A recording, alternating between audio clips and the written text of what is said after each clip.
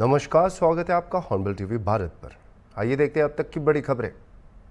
लखनऊ के ट्रांसपोर्ट नगर में हर मिलाप नामक 3 मंजिला इमारत ढह गई है, जिसमें अब तक 8 लोगों की मौत हो चुकी है।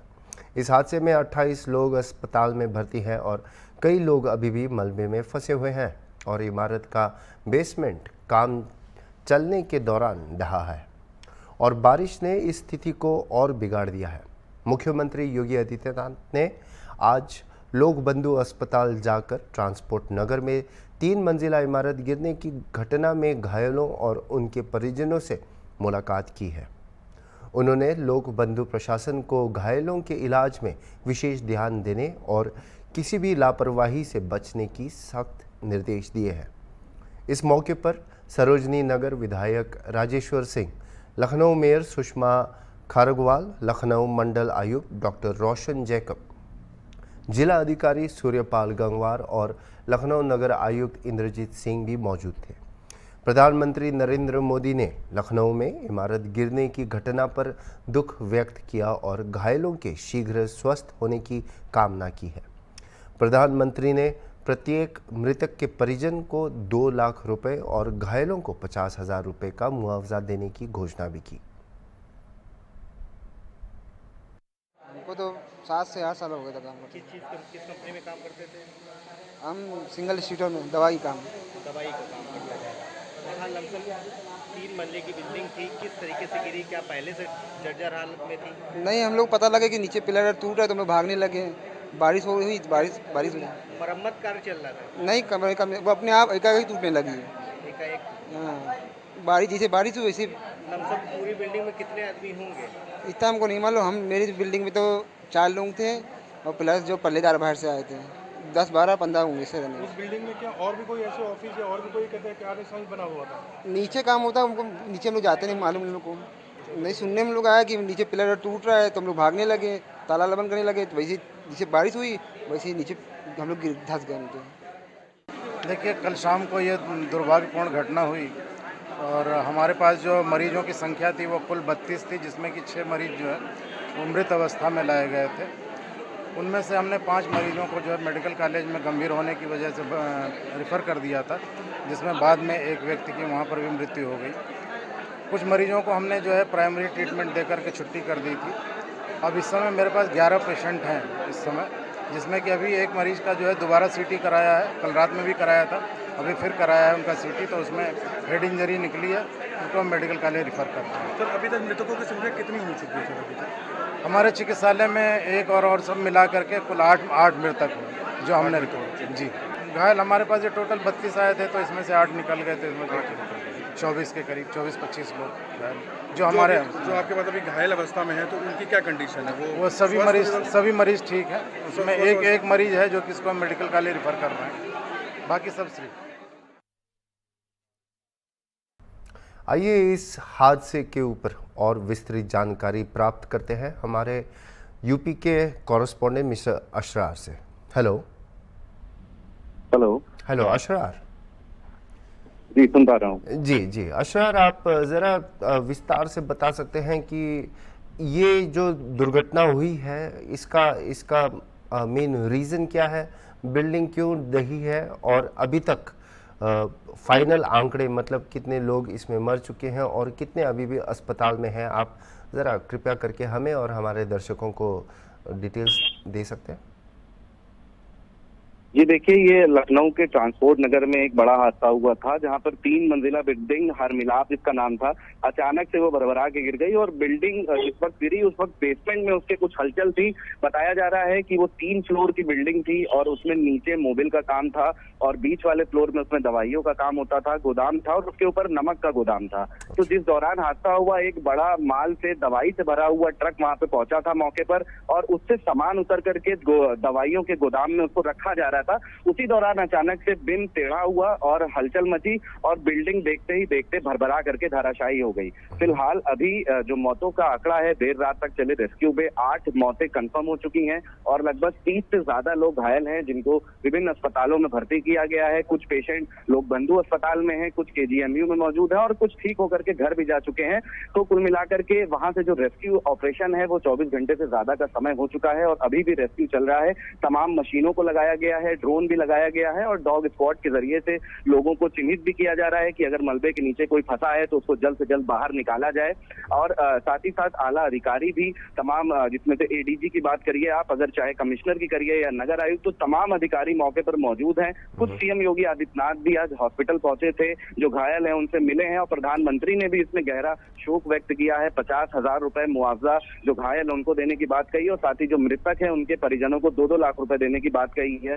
तो रेस्क्यू युद्ध स्तर पर चल रहा है, लेकिन अभी भी आशंका जताई जा रही है कि उस बिल्डिंग के अंदर और लोग दबे हो सकते हैं, क्योंकि 3 वहां पे गोदाम थे और उसके अंदर एक गोदाम के अंदर लगभग 30 से 40 लोग काम करते थे। तो ये आशंका जताई जा रही है, अंदाजा लगाया जा रहा है कि जिस वक्त ये हादसा हुआ बिल्डिंग के अंदर 50 से ज्यादा लोग मौजूद थे, लेकिन अभी निकाला गया है, जिसमें 30 लोग घायल हैं और 8 लोग मृत हैं, यानी कि 38 लोगों को अभी निकाला गया है। तो ये अंदाजा है कि इस मलबे के नीचे और भी लोग फंसे हो सकते हैं। तो अभी जो आगे का मलबा था उसको मशीनों के जरिए से निकाल करके साफ कर दिया जा रहा है और उसके बाद NDRF SDRF की टीम एक मानव श्रृंखला बना करके अपने हाथ से ईंट पत्थर को हटा करके कोशिश कर रही है कि लोगों को सुरक्षित बाहर निकाला जा सके और सभी प्रयास कर रहे हैं कि जितने लोग अंदर फंसे हुए हैं, अगर अभी आशंका है जितने लोगों की, तो उन सबको बाहर निकाल लिया जाए। फिलहाल जो रेस्क्यू है वो पूरी तरीके से चल रहा है। SDRF NDRF की 2 टीमें वहां पे लगी हुई हैं, साथ साथ पुलिस प्रशासन मौजूद है, नगर निगम की टीम मौजूद है, बिजली विभाग की टीम मौजूद है और युद्ध स्तर पर जो भी प्रशासनिक अमला है सारे लोग वहां पे मौजूद हैं और जो रेस्क्यू है वो किया जा रहा है। जिस दौरान ये हादसा हुआ उस दौरान आपको बता दें कि ये भी बात सामने आ रही है कि ना ही आसपास किसी तरीके की खुदाई हो रही थी और ना ही बिल्डिंग जर्जर थी इतनी, और जिस दौरान ये हादसा हुआ उस दौरान वहां पे बताया जा रहा है कि ये ट्रक जो आई थी उससे वो पिलर से लड़ी, तो इसको बेस बना करके आसपास के स्थानीय कह रहे हैं कि इस दौरान इस वजह से ये हादसा हुआ।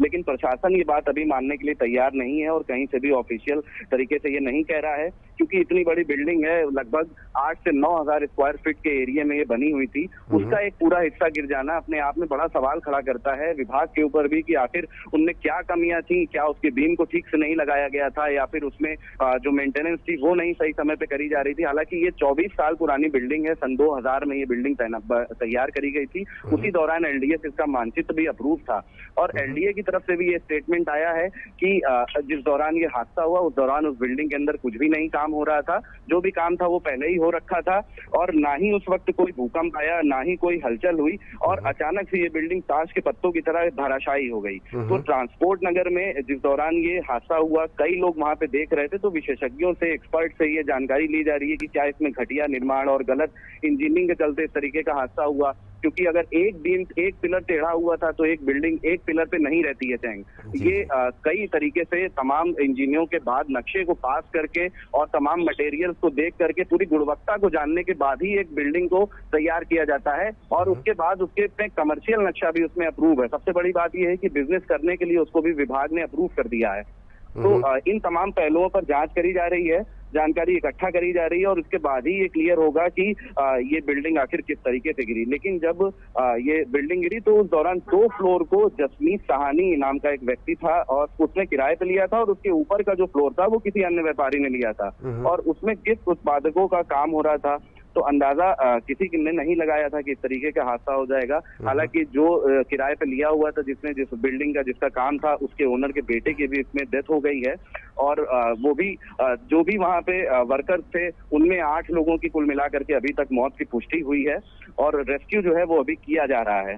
तो सबसे बड़ा सवाल खड़ा होता है कि एक कंटेनर ने पिलर में टक्कर मारी इसलिए ढही इमारत, ये क्या वजह हो रही है, या फिर गुणवत्ता इसमें गलत थी या फिर इंजीनियरिंग की गलती थी, इंजीनियरिंग सही मायने में नहीं हो पाई थी, या फिर जो विभाग के जिम्मेदार है उन लोगों ने समय पे इसकी मेंटेनेंस नहीं करी थी, जाकर के ध्यान नहीं दिया था। तो इन तमाम पहलुओं पर जांच करी जा रही है और अब आने वाला समय बताएगा कि आखिर इसमें क्या वजह खुल करके सामने आ रही है। इससे एक जांच कमेटी भी गठित करने की बात करी गई है जो मंडल आयुक्त जिसका नेतृत्व करेंगी मंडल आयुक्त रोशन जैकब और उसके साथ में और जो अन्य अधिकारी हैं विभाग के वो सभी उसमें शामिल होकर के जांच करेंगे। जी, फिर जी। उसके बाद ही ये पता लगा पाएगा, क्योंकि बिल्डिंग जो है वो नुकसान हो सकता है लेकिन इस तरीके की घटनाएं नहीं हो सकती। अगर एक ट्रक से टक्कर लगेगी तब भी जो नुकसान हो सकता है, डैमेज हो सकता है, लेकिन पूरी बिल्डिंग ताश के पत्तों की तरह धराशायी हो जाना अपने आप में बड़ा सवाल खड़ा कर रहा है कि आखिर क्या कारण था और क्या इंजीनियरिंग थी और क्या उसमें मटेरियल लगा था जिससे उसका निर्माण हुआ था। जी अशरफ, एक सवाल था आपसे कि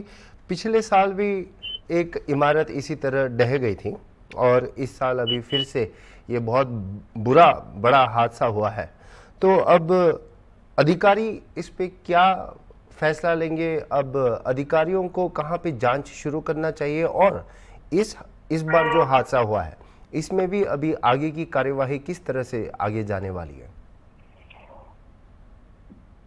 जी देखिए, अलाया अपार्टमेंट, इससे पहले पिछले साल एक हादसा हुआ था जिसमें अलाया अपार्टमेंट था और वो 3 मंजिला बिल्डिंग थी। उसमें भी बताया जा रहा था कि उसका नक्शा नहीं अप्रूव था और तमाम तरीके की खामियां थी, जिसके बाद जो है वो बिल्डिंग भी धराशायी हो गई थी, जिसमें 4 लोगों ने अपनी जान गंवा दी थी और लगभग 9 दिनों तक उसमें रेस्क्यू ऑपरेशन चला था। मलबे को हटाया गया था, तब जाकर के लोग अपना सामान, अपनों के लिए लोग बिलक बिलक के अपनों की तलाश में इधर उधर भटक रहे थे। 9 दिनों बाद उनको स्पष्ट हो पाया था। कई लोगों के उसमें घर चले गए, कई लोग आज भी बेघर होकर के इधर उधर मैनेज करके रह रहे हैं। तो इस तरीके उसके ऊपर भी एक जांच कमेटी गठित करी गई थी, लेकिन 1 साल बीत जाने के बावजूद भी अभी तक जांच कमेटी की कोई रिपोर्ट नहीं सामने आई है।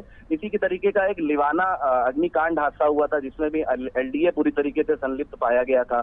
उसको भी जांच के जज में आए थे, कई अधिकारियों को हटाया गया, लेकिन अभी तक कोई भी रिपोर्ट नहीं सबमिट करी गई और आज इस तरीके का हादसा फिर से ट्रांसपोर्ट नगर में लखनऊ में देखने को मिला है। आसपास के स्थानियों का कहना है कि वहां पर हमेशा जल भराव की स्थिति रहती है। सामने जो है जो वो जगह है, उन जगहों पर कमर्शियल बिल्डिंग्स हैं, जो काम है वहां पे कमर्शियल काम होते हैं, ज्यादातर गोदाम है, तो वहां पे रोड नहीं ठीक हो पा रही है। कई बार उन लोगों ने शिकायत भी करी, निर्माण निगम से कहा गया कि वहां पे रोड के लिए एप्लीकेशन भी लगाई, लेकिन उसके बावजूद भी जो जल भराव की स्थिति है वो ज्यों की त्यों बनी रहती है।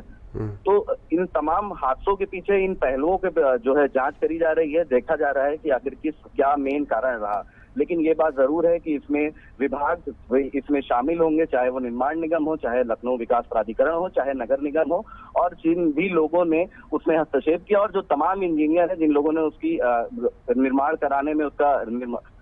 कराने में जो सामग्री थी वो चेक करी थी और साथ ही साथ जो नक्शा अप्रूव किया था, तो इन तमाम लोगों पर जांच होगी। अभी मुख्यमंत्री योगी आदित्यनाथ वहां पे गए थे, परिजनों से मिले हैं, उन्होंने भी गहरी संतावना व्यक्त करी है और साफ तौर से कहा है कि त्वरित इस पूरे मामले में जांच करी जाएगी और जो रिपोर्ट है वो खुद मुख्यमंत्री योगी आदित्यनाथ देखेंगे और उन्हीं को सौंपी जाएगी। जी। बिल्डिंग के मालिक के खिलाफ एफआईआर दर्ज करने की सूत्रों के अनुसार कुछ जानकारी मिली है, इस पर आप थोड़ा विस्तार से बता सकते हैं? जी बिल्कुल, जो बिल्डिंग ओनर है उसके ऊपर एफआईआर दर्ज कर दी गई है, सरोजनी नगर थाने में ये मुकदमा दर्ज हुआ है। लेकिन बात ये साबित होती है कि जब हादसा हो जाता है, लोगों की जान चली जाती है, लोग जिंदगी और मौत के बीच जूझ रहे हैं, कई लोग अभी भी भर्ती हैं और लोग अपनों के लिए बिलक रहे हैं। कई ऐसे वहां पे परिवार थे, क्योंकि सभी लोअर तबके के लोग थे और कई ऐसे परिवार थे जिनके घर में कमाने वाला एक ही व्यक्ति था और सभी लेबर क्लास, मिडिल क्लास लोग थे।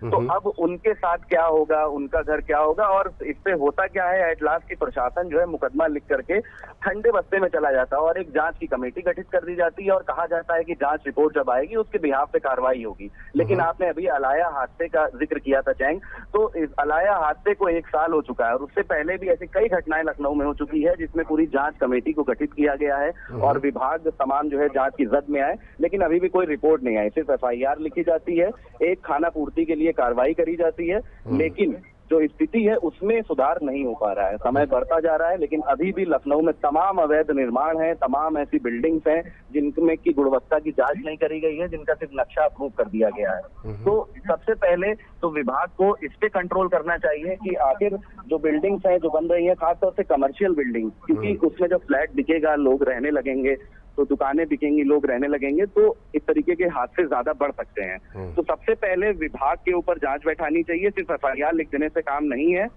तो इन तमाम चीजों पे देखा जा रहा है, अब आने वाला समय बताएगा कि किस तरीके की स्थिति सामने आती है और इसमें क्या कुछ होता है और किसके ऊपर कितनी कार्रवाई होती है। अच्छा, अभी एक आखिरी सवाल आपसे ये पूछना था कि प्रधानमंत्री मोदी जी ने तो अभी मुआवजा डिक्लेयर कर दिया है, जो है मृतक के परिवारों के लिए 2 लाख और जो इसमें घायल हैं उनके लिए 50,000। लेकिन उत्तर प्रदेश की सरकार और जो म्यूनिसिपैलिटी है लखनऊ की, उनकी तरफ से अभी क्या मूवमेंट चल रहा है? अभी क्या कहना, क्या कर रहे हैं वो? जी देखिए, मुख्यमंत्री योगी आदित्यनाथ ने खुद मामले का संज्ञान लिया है और चूंकि प्रधानमंत्री नरेंद्र मोदी की तरफ से भी मुआवजे की बात कही गई, तो ये जाहिर तौर पे है कि जब केंद्र से मुआवजा मिलेगा तो एक अच्छे लेवल का मुआवजा उत्तर प्रदेश सरकार की तरफ से भी दिया जाएगा। और म्युनिसिपल आपने बात करा तो जितनी भी टीमें हैं, जो भी विभाग की टीमें हैं, वो अभी जांच में ही लगी हुई हैं और वहां से रेस्क्यू ऑपरेशन ही सबसे पहले उनकी प्राथमिकता है कि जो लोग अंदर फंसे हुए हैं और जो मलबा है उसको प्रॉपर तरीके से हटाया जाए, ताकि अंदर कई लोगों का सामान भी है, वो सामान को भी बाहर निकाला जाए। इसमें करोड़ों रुपए का नुकसान हो चुका है, तो इन सब चीजों को देखते हुए अब हो सकता है कि थोड़ी देर में डिक्लेयर करे उत्तर प्रदेश सरकार की किसको कितना मुआवजा दिया जाएगा। लेकिन अभी फिलहाल मुआवजे की कोई बात नहीं आई है यूपी गवर्नमेंट की तरफ से। राष्ट्रपति ने भी इसमें शोक व्यक्त किया था, जिसके बाद प्रधानमंत्री नरेंद्र मोदी की तरफ से ये कहा गया कि 2-2 लाख रुपए मृतकों को और 50-50 हजार रुपए जो घायल हैं उनको मुआवजे के तौर पे दिया जाएगा। तो अभी सबसे प्राथमिक चीज चल रही है रेस्क्यू कि जो वहां से मलबा है, और क्योंकि अंदाजा लगाया जा रहा है चाहे कि वहां पे और भी लोग फंसे हो सकते हैं, तो सबसे पहले ये यहाँ का प्रशासन ये प्रयास कर रहा है कि यहाँ के लोगों को निकाला जाए। और चूंकि सीएम योगी ने खुद संज्ञान लिया है, एक इस तरीके के व्यक्तित्व है सीएम योगी आदित्यनाथ का कि वो इन तमाम छोटी से लेकर के बड़ी घटनाओं पर खुद नजर रखते हैं और खुद पल पल की अपडेट लेते हैं। और आज उन्होंने पहुंच करके जितने भी घायल वहां पे एडमिट थे उन सबसे मुलाकात करी है, उन सबको उपचार के लिए कहा है, डॉक्टर्स को निर्देश दिए और सबको सांत्वना दी है कि आप परेशान ना होइए, हम हैं, हमारी सरकार है, हम लोग मौजूद हैं अभी, और जिस भी तरीके की मदद होगी वो हम करेंगे। तो जब सीएम ने ये कह दिया तो सबसे बड़ी चीज यही है, क्योंकि प्रदेश के मुखिया जब आपके साथ हैं और देख रहे हैं तो लोग अपने आप ही राहत महसूस करने लगेंगे। जी अशर, थैंक यू सो मच, आपके विस्तृत जानकारी के लिए बहुत धन्यवाद।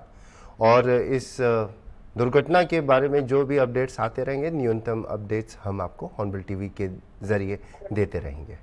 48वीं वाहिनी सशस्त्र सीमा बल ने मानव तस्करी और बाल श्रम पर चर्चा के लिए एक महत्वपूर्ण बैठक आयोजित की। इस बैठक में क्षेत्रीय गैर सरकारी संगठनों जैसे एनजीओज के प्रतिनिधि शामिल हुए, जिनमें अशोक ए मोहिते एनजीओ प्रथम, Sunny Kumar NGO child line, Manoj Kumar Jha NGO Mithila कला विकास, राम अधीन दास शिव गिरिराज विकास संस्थान, श्रीमती दीपशिखा सिंह महिला विकास मंच और राकेश कुमार समाधान युवा क्लब शामिल हुए।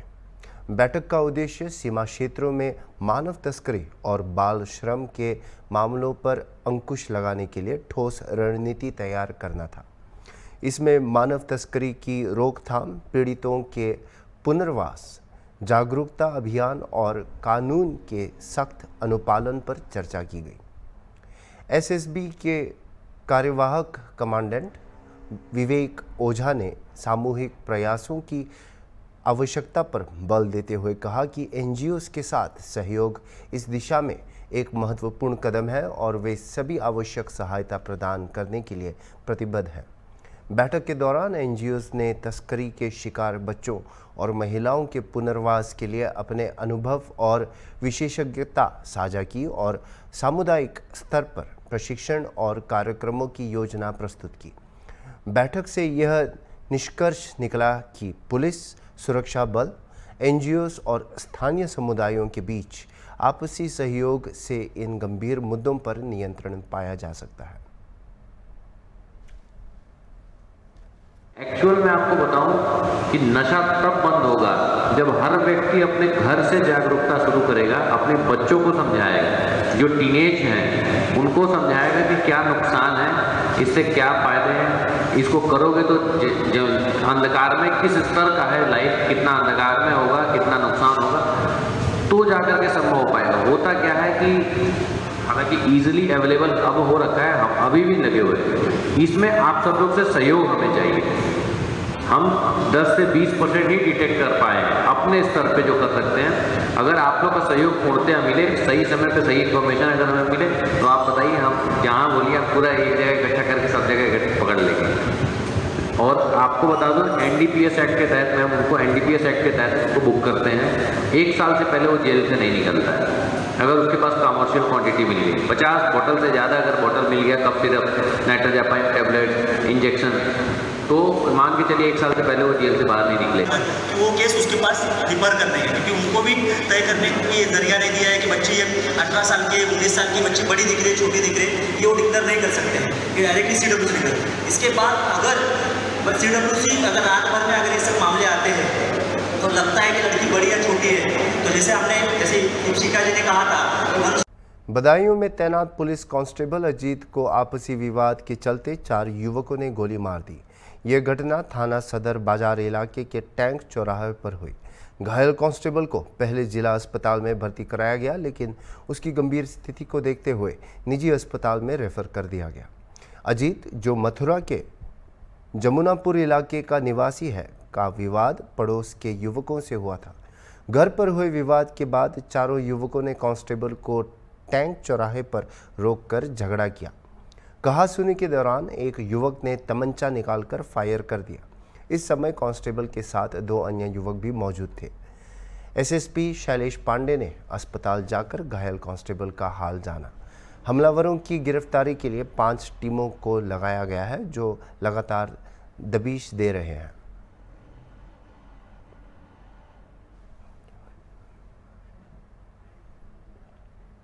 गुजरात के महुआ तालुक के मोटा खुटावाड़ा 66 kV सब स्टेशन के अंतर्गत आने वाले कई गांवों में पिछले कुछ दिनों से लगातार रात में बिजली की अनियमित आपूर्ति हो रही है, जिससे स्थानीय निवासियों में गुस्सा है। मानसून के मौसम में विशेषकर रात के समय घंटों तक बिजली गुल रहने की शिकायत आ रही है। सब स्टेशन के अधिकारियों के अनुसार जब स्थानीय निवासी शिकायत करते हैं तो उन्हें बताया जाता है कि गांवों में मरम्मत का काम चल रहा है और बिजली की आपूर्ति तब तक बाधित रहेगी जब तक मरम्मत पूरा नहीं हो जाता। इस अनियमित आपूर्ति के कारण मच्छर जनित बीमारियों, दस्त, उल्टी और खांसी जैसे स्वास्थ्य समस्याओं में वृद्धि हो रही है, जिससे स्थानीय स्वास्थ्य स्थिति बिगड़ती ही जा रही है। अब यह देखना होगा कि संबंधित अधिकारियों द्वारा इस स्थिति को सुधारने के लिए क्या कार्रवाई की जाती है। मोरबी वांकानेर राष्ट्रीय राजमार्ग पर रविवार सुबह करीब 8:30 बजे खुटियो डंपर डिवाइडर से कूदकर एक अर्टिगा कार से टकरा गया, जिससे 3 लोगों की मौत हो गई और एक परिवार घायल हो गया। उमा टाउनशिप के निवासी तुषार बाबू मालवीय अपनी पत्नी सुषारा मालवीय और 9 महीने की बेटी द्विजा के साथ सूरत के पंचम कार्यक्रम में शामिल होने के लिए निकले थे। जैसे ही वे रफेलेश्वर और मकनसर के बीच पहुंचे, डंपर डिवाइडर पर चढ़ गया और अर्टिगा से टकरा गया। इस हादसे में तुषार, डंपर चालक महेश अमरशी श्रृंगार और डंपर क्लीनर वरुण तोल सिंह वास्केल की मौके पर ही मौत हो गई। तुषार की पत्नी और बेटी को गंभीर चोटें आई हैं और उन्हें इलाज के लिए राजकोट ले जाया गया है।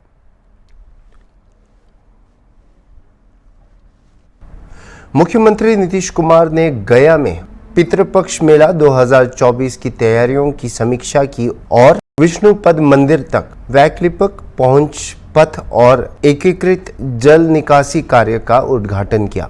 उन्होंने फल्गु नदी के किनारे से विष्णुपद मंदिर तक नवनिर्मित पथ का निरीक्षण किया, जो NH 82 को सीधे मंदिर से जोड़ता है, जिससे श्रद्धालुओं को सुविधा होगी। मुख्यमंत्री ने रिमोट के माध्यम से मनसरवा नाला पर बॉक्स नाला सह सड़क निर्माण कार्य, PCC पथ नाला निर्माण, बंगाली आश्रम से NH 82 तक पथ चौड़ीकरण और मृदा जल संरक्षण कार्य का शिलान्यास किया। समीक्षा बैठक में जिलाधिकारी डॉक्टर त्यागराजन SM ने पितृपक्ष मेला 2024 की तैयारियों पर प्रस्तुतिकरण दिया और बताया कि मेला 17 सितंबर से 2 अक्टूबर तक होगा।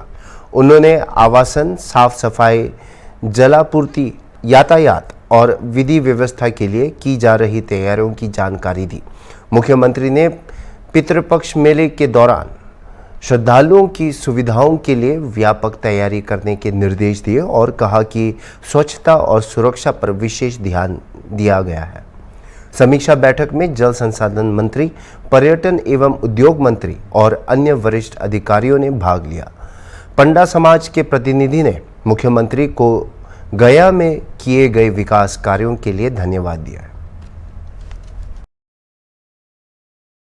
अभी के लिए इतना ही और खबरों के लिए आप देखते रहिए हॉर्नबिल टीवी।